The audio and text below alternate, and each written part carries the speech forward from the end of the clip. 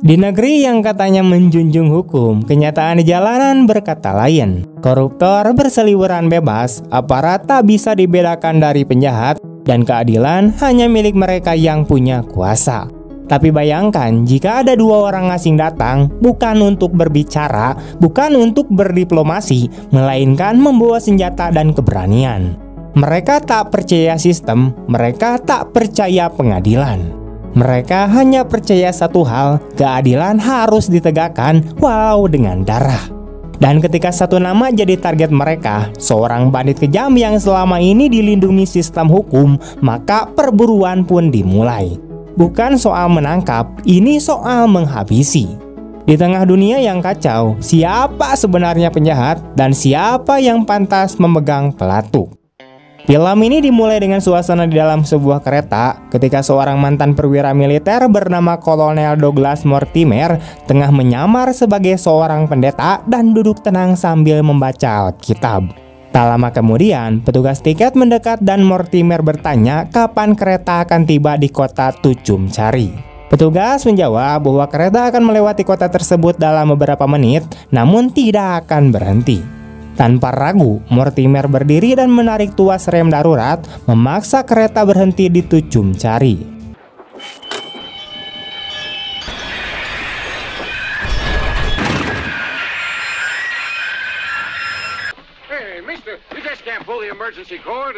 Setibanya di stasiun, ia melihat sebuah poster buronan yang menawarkan hadiah besar untuk seorang pria bernama Guy. Dengan tekad untuk menangkapnya, ia langsung menuju ke sebuah bar lokal dan menanyai bartender tentang keberadaan Guy. Bartender sempat ragu untuk memberikan informasi, namun setelah diancam, ia pun mengaku bahwa Guy berada di lantai atas. Mortimer segera naik dan mendapati Guy berada di sebuah kamar bersama dengan seorang wanita. Ia menyelipkan poster buronan di bawah pintu kamar sebagai peringatan. Guy yang panik melarikan diri melalui jendela dan kabur menunggang kuda.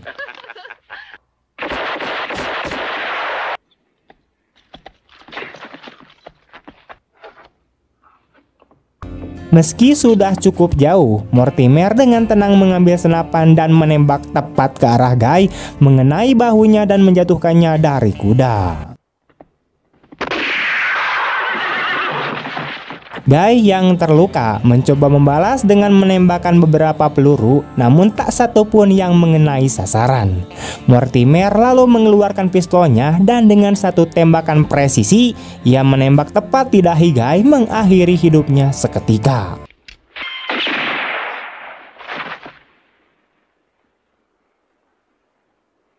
Setelah berhasil menyingkirkan Guy, Mortimer pergi ke kantor serif di Tucum Cari untuk menagih hadiah sebesar $1.000. Di sana, ia melihat poster buronan baru dengan wajah Baby Red Capanaug yang dihargai lebih tinggi, yaitu $2.000. Tertarik, Mortimer bertanya tentang keberadaan terakhir Capanaug. Serif memberitahu bahwa ia terakhir terlihat di White Rock dan menambahkan bahwa seorang pria asing bernama Monko juga sedang memburunya. Di White Rocks, Monco berhasil melacak Capanaug yang sedang bersembunyi. Saat anak buah Capanaug datang membantu, Monko dengan cepat menghabisi mereka satu persatu dan akhirnya membunuh Capanaug. Alive or dead, it's your choice. Let Red go.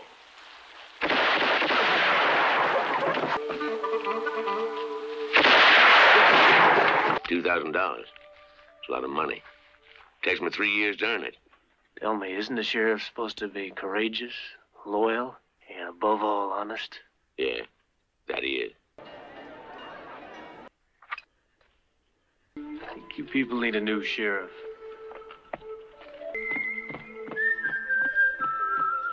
Sementara itu di tempat lain, seorang perampok bank kejam bernama El Indio mulai menyusun rencana berikutnya. Meskipun sedang menjalani hukuman di penjara, para anggota gengnya telah menyusun rencana untuk membebaskannya. Mereka menyerang penjara dan menewaskan para penjaga dan berhasil membebaskan El Indio.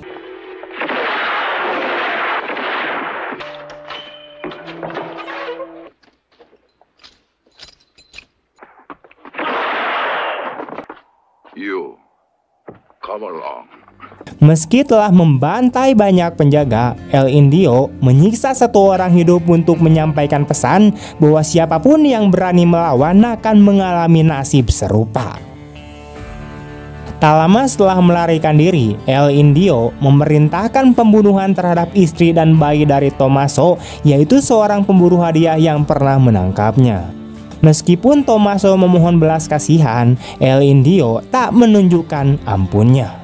Ia kemudian menantang Tommaso duel, namun sebelum melodi dari jam saku berhentinya selesai berbunyi, El Indio lebih dulu menembak dan membunuh Tommaso. Jam saku musik ini selalu digunakan El Indio sebelum berduel dengan janji bahwa ia baru akan menembak saat lagu selesai, namun kenyataannya ia selalu melanggar janji tersebut. Setelah membunuh Tommaso, El Indio meminta rokok dari anak buahnya yang mengandung zat adiktif yang biasa ia gunakan untuk melarikan diri dari trauma masa lalunya. Di sisi lain, Monco dan Mortimer melihat poster buronan El Indio yang kini menawarkan hadiah $10.000. Mereka mengetahui bahwa El Indio dan gengnya sedang merencanakan perampokan besar di kota El Paso, di mana diperkirakan terdapat uang hampir $1 juta dalam berangkas rahasia. Mereka pun segera menuju ke sana. Sesampainya di El Paso, Monco memperhatikan anggota geng El Indio yang mulai menyusup ke kota. Sementara itu, Mortimer yang tiba lebih awal sengaja memancing salah satu anak buah El Indio bernama Will untuk memulai keributan. Will yang marah mencoba menyerang Mortimer, namun dihalangi oleh rekan-rekannya.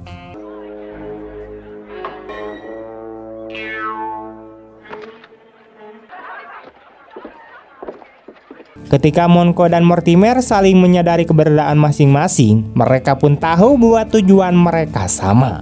Di malam hari, keduanya bertemu dan saling unjuk kemampuan menembak.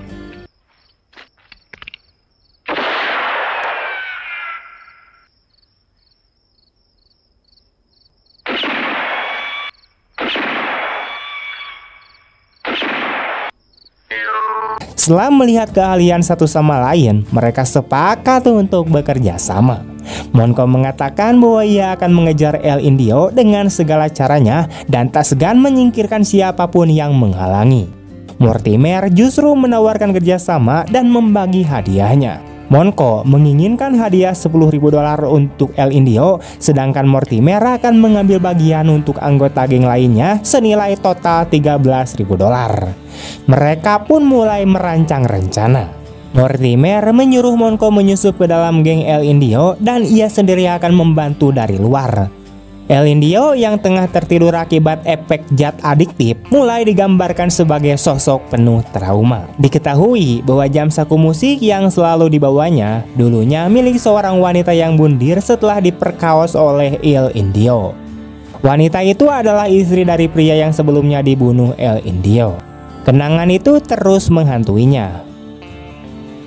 Mengikuti sarang Mortimer, Monco membebaskan seorang anggota geng El Indio dari penjara sebagai bentuk pembuktian diri.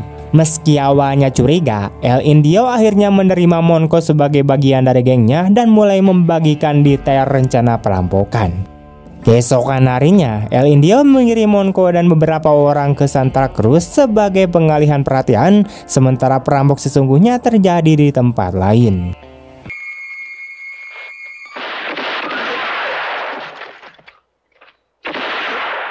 Namun, Monco kemudian menembak mati anak buah El Indio yang bersamanya dan segera menuju kantor telegraf untuk mengirim pesan bahwa bank telah dirampok oleh El Indio.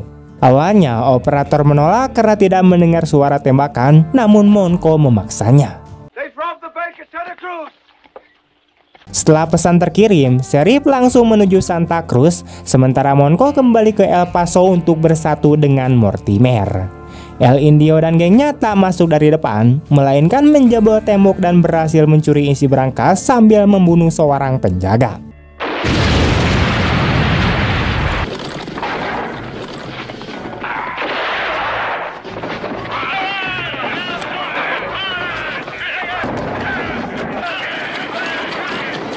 Setelah perampokan, Monco berniat mengakhiri kerjasama, namun Mortimer membujuknya untuk lanjut. Untuk meyakinkan El Indio, Mortimer menembak leher Monko dari belakang, hanya melukainya sedikit sebagai bukti bahwa ia juga korban. Rencana berikutnya adalah memancing El Indio ke sebuah lokasi di utara sepanjang Sungai Brapo. Beberapa waktu kemudian, Monko kembali bergabung dengan geng El Indio. Ketika ditanya, ia berbohong bahwa semua orang di Santa Cruz tewas kecuali dirinya. Salah satu anggota geng curiga karena Monko satu-satunya yang selamat, namun El Indio menerimanya setelah melihat luka di lehernya. Monko lalu mengusulkan agar mereka bergerak ke arah selatan, tapi El Indio memilih menuju timur ke kota kecil Agua Caliente. Setibanya di sana, penduduk lokal menghindar. El Indio menguji Monko dengan memerintahkannya menunggang lebih dulu. Monko melakukannya tanpa ragu. Di ujung jalan, ia melihat 3 koboi hendak menghadangnya, namun dengan tenang ia menembak apel di pohon untuk membantu seorang anak kecil. Tiba-tiba Mortimer muncul dan melakukan hal yang sama. 3 koboi itu ketakutan dan lari.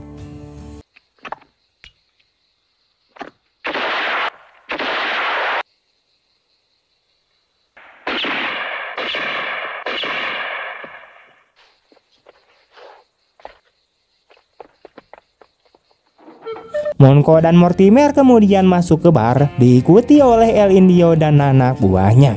Di sana, Will mengenali Mortimer sebagai orang yang menantangnya dulu. Ia menantang duel, namun Mortimer menembaknya dari lengan bajunya sebelum Will sempat bereaksi.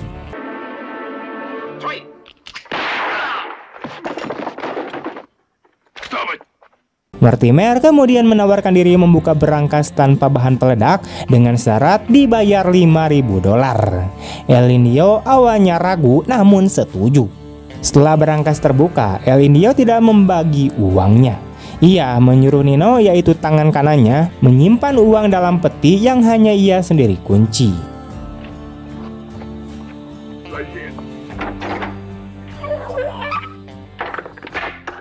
Malam harinya, saat semua tertidur, Monko masuk ke ruangan penyimpanan dan bertemu Mortimer yang telah lebih dulu mengambil uang dan menyerahkannya ke Monko. Ia lalu mengunci kembali peti agar terlihat belum dibuka. Sayangnya, El Indio telah curiga dan memasang jebakan. Saat mereka turun dari atap, El Indio dan anak buahnya telah menunggu. Namun karena peti terlihat masih terkunci, El Indio tak bisa membuktikan pencurian.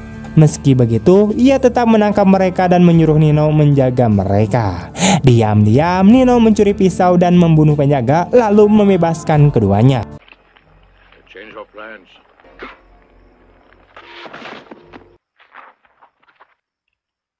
It's not loaded. I think you should get out fast now. And listen, don't you let Indio find you both around. Seorang anggota geng bernama Chuch Hilo menyangkal telah membiarkan mereka kabur.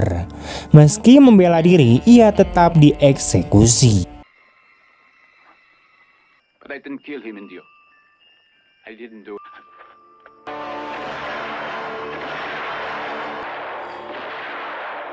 El Indio lalu berbohong pada gengnya, menyatakan bahwa Chuch Hilo adalah pengkhianat dan memerintahkan agar mereka mengejar Monko dan Mortimer.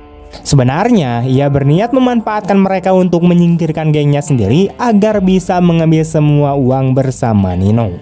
Namun, Grogi, anggota geng yang cerdas, menyadari niat jahat itu. Keesokan paginya, Grogi membunuh Nino dan memaksa El Indio membuka peti. Namun saat melihatnya kosong, ia pun marah besar. El Indio mencoba membujuk Grogi untuk bekerja sama, tapi Monko dan Mortimer telah bersiap. Mereka menghadapi sisa geng satu persatu dan menembak mati mereka di jalanan kota.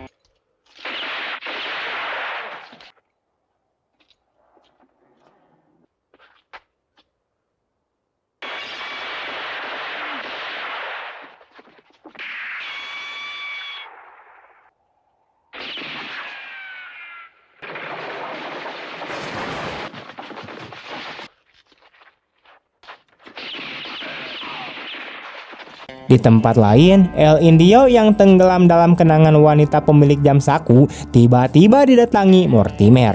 Saat Mortimer akan menembak Grogi yang melarikan diri, El Indio menembaknya dari jendela hingga pistolnya terjatuh.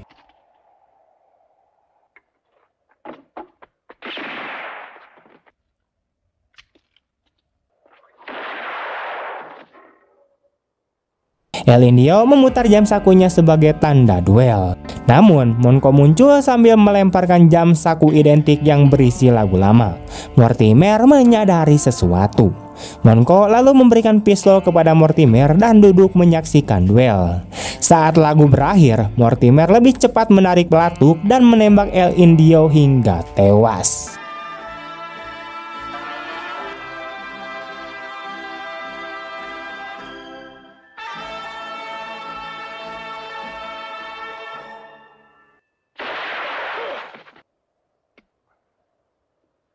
Bravo.